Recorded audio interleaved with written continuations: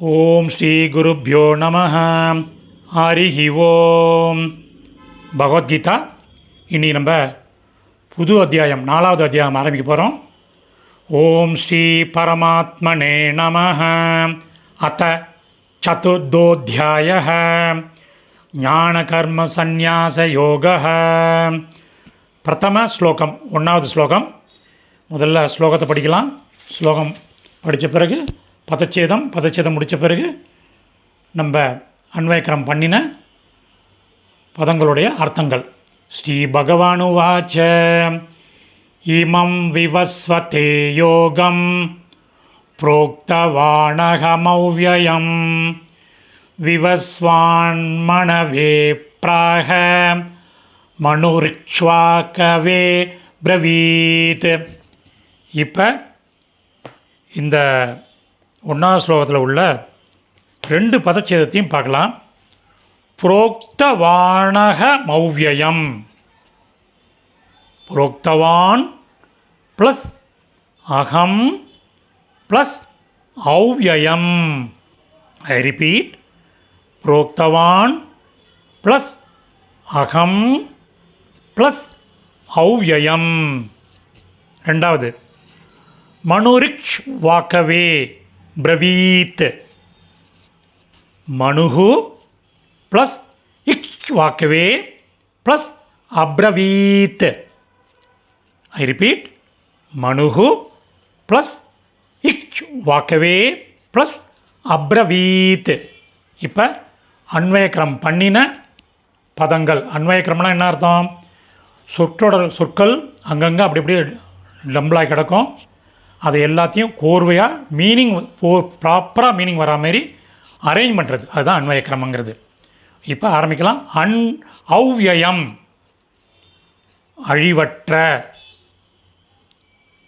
இமம் இந்த, யோகம் யோகத்தை. யோகம்னா என்ன? இறைவனை அடைவதற்கு உள்ள பல்வேறு வழிகள். யோகம்னா இறைவனை அடைவதற்கு உள்ள பல்வேறு வழிகள் அல்லது பாதைகள். இப்போ ஒரு கன்ஜங்ஷன் போட்டுங்கோ. பற்றி. அடுத்தது அகம் நான். விவஸ்வதே விவஸ்வானுக்கு. விவஸ்வான் யாரு? சூரியன். விவஸ்வானுக்கு அதாவது சூரியனுக்கு. புரோக்தவான் சொன்னேன், கூறினேன். விவஸ்வான் சூரியன். அவன் என்ன பண்ணார் பாருங்க.